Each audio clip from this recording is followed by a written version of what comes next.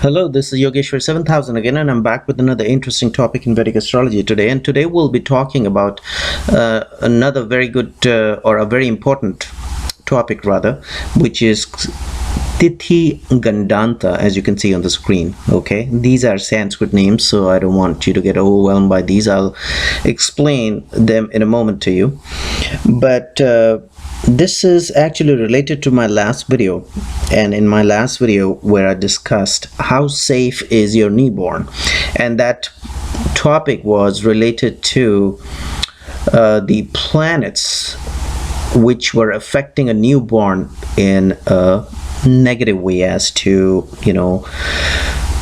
if you can call it an inauspicious combination of planets which would affect the longevity of a newborn. That was the topic of discussion in our last video, which was titled as How Safe is Your Newborn? Okay, I hope you watched that.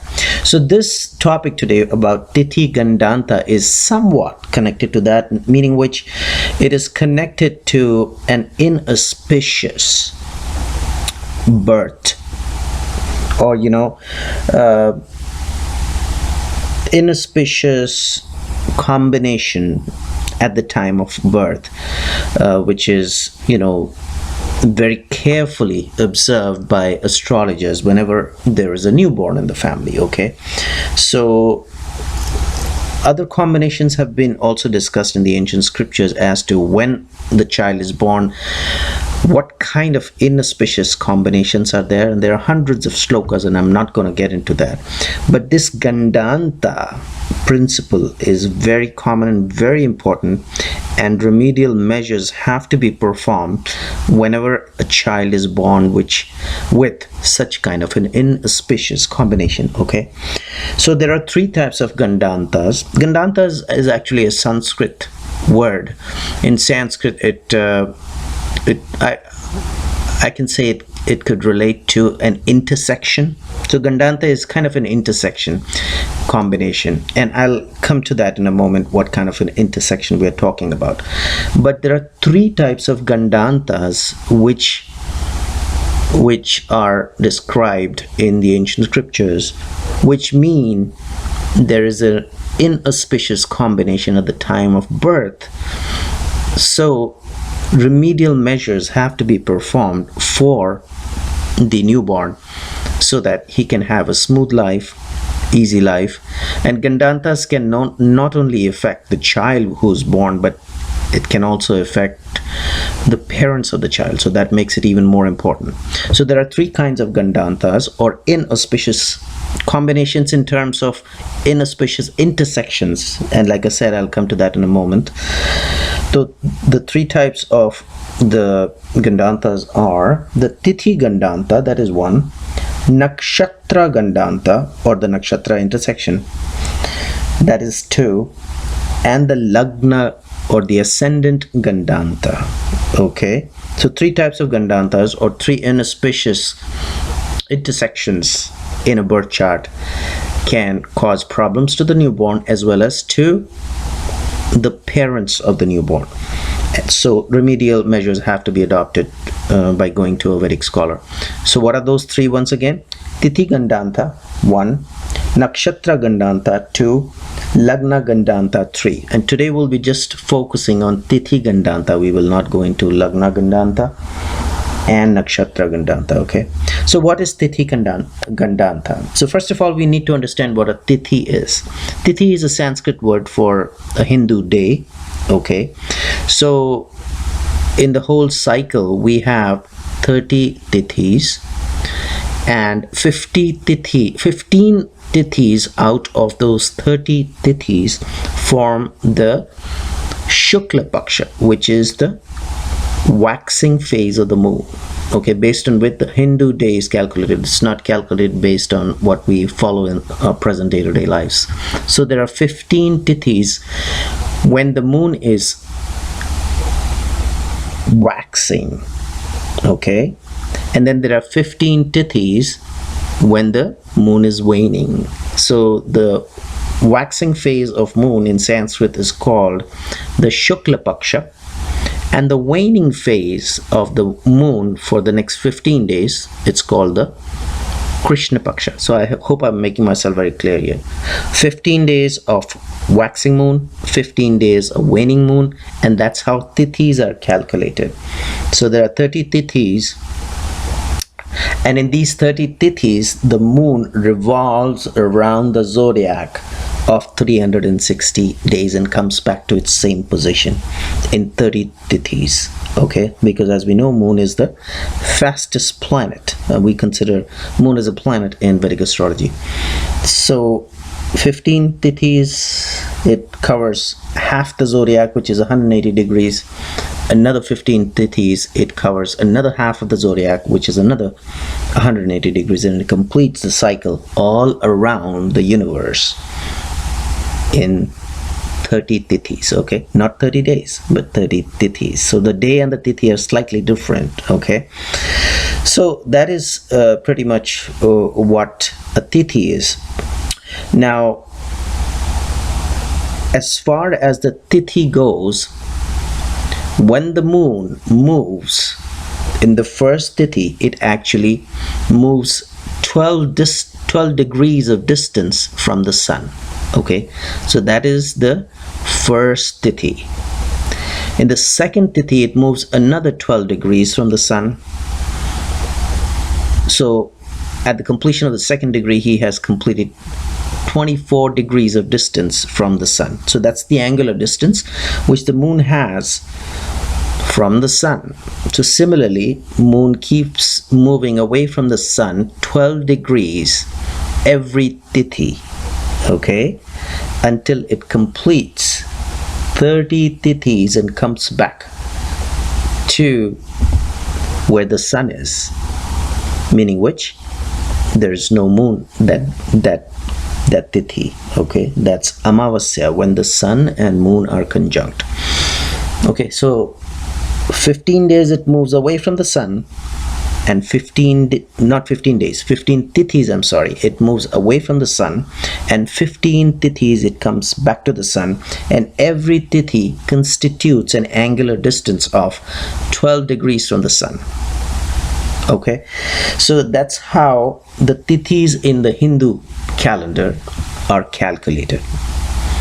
All right, and it is not days, it is tithis. So tithi is slightly different in terms if you compare it with days. So 30 days does not mean tithi. It's approximately 27 days when the moon completes the 360 degree cycle and comes back from where it started, when it was at the point when it was with sun conjunct, which is the dark moon or the Amavasya. Okay, so how does Tithi Gandanta form in a newborn, which is considered to be inauspicious for the child? That is what we have to discuss today.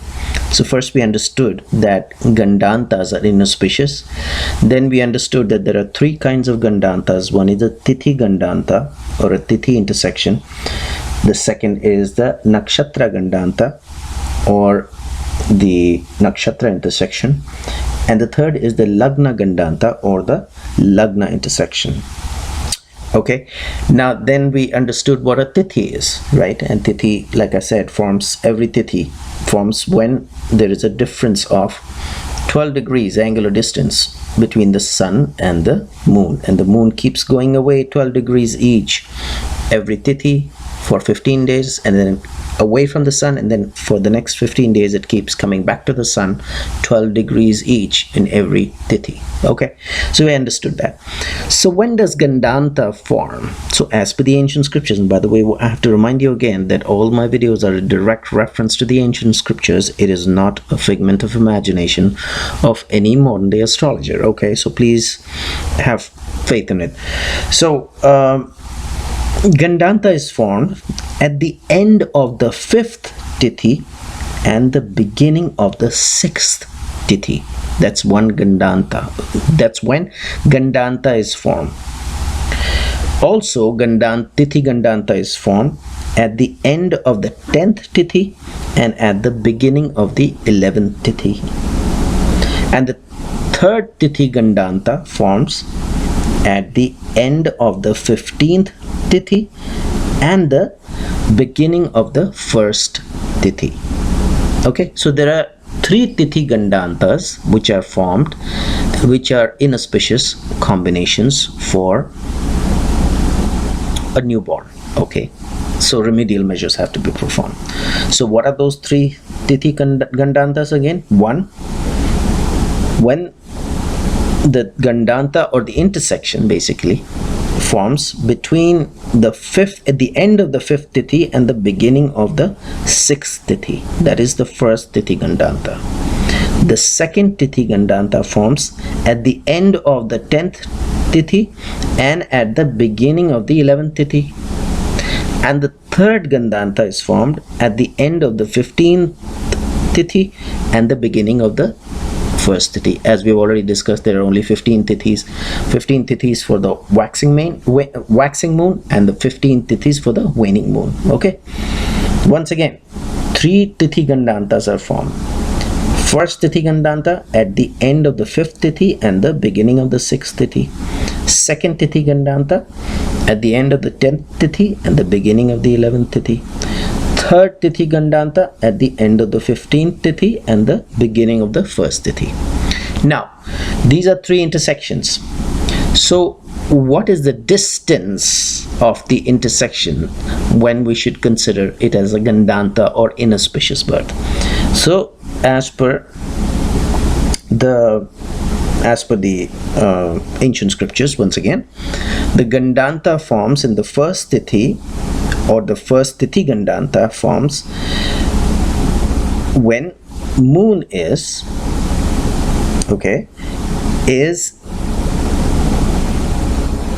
at the last portion of the 5th Tithi, which extends to a distance of 2 ghatis. That's a Sanskrit word. And the beginning of the 6th Tithi until 2 ghatis. Okay, and I'll come to convert it and make it easier for you in a moment. So that is the first Tithi Gandanta. 2 ghatis at the end of 5th Tithi and 2 ghatis in the beginning of the 6th Tithi. Okay, similarly, the second Tithi Gandanta forms 2 ghatis at the end of the 10th Tithi and 2 ghatis at the beginning of the 11th Tithi. That is the second Tithi Gandanta, or the intersection. And the third Tithi Gandanta, or the intersection, forms when it is at the end of 2 ghatis, or distance of 2 ghatis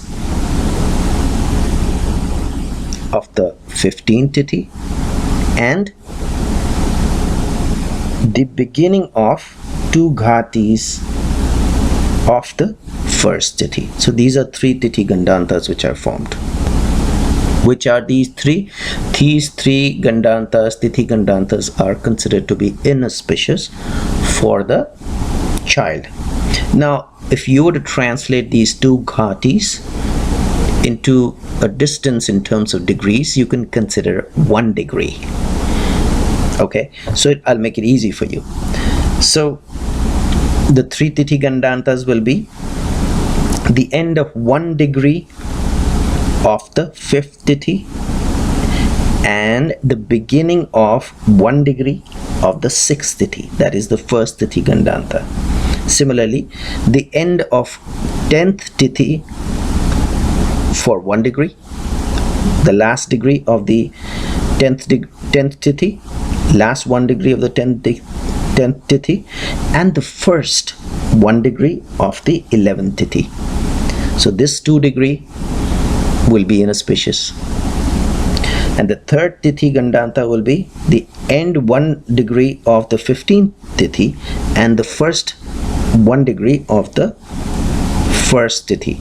So these 2 degrees intersection is going to be inauspicious when moon is placed in any of these 3 Tithi Gandantas.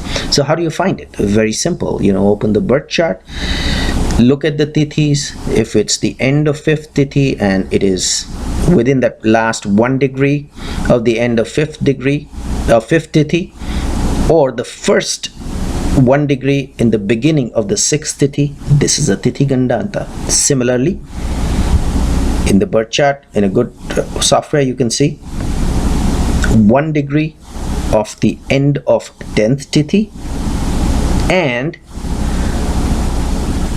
1 degree at the beginning of 11th Tithi. If moon falls within these 2 degrees, then it is another Tithi Gandanta. Similarly, if the moon falls in the last 1 degree of the 15th Tithi and or between the last 1 degree of the 15th Tithi and the first 1 degree of the first Tithi, then also this Tithi Gandanta forms. So these 2 degrees each in these Tithi Gandantas, whenever moon is placed in these 2 degrees, 5, 6 Tithis, 10, 11 Tithis and 15, 1 Tithis, then it forms a Tithi Gandantas, which is considered to be inauspicious. Now, what are those remedies? Well, those remedies, you have to go to a scholar, a Vedic scholar, a good Vedic astrologer, ask him for remedies based on the ancient scriptures. Just don't follow any astrologer on the internet. Go and get remedies from a good Vedic astrologer who has studied the ancient scriptures. And there are various methods or specific methods as well, or specific remedial measures as well, to get rid of this Gandanta problem, which is considered to be an inauspicious combination, which gives inauspicious results to the child, the newborn, as well as to the parents of the newborns. So hopefully you enjoyed this video, and in the meanwhile I will recommend subscribe to my channel, check out my website, there is a link below, and I will see you with an interesting topic in Vedic astrology very soon. Goodbye.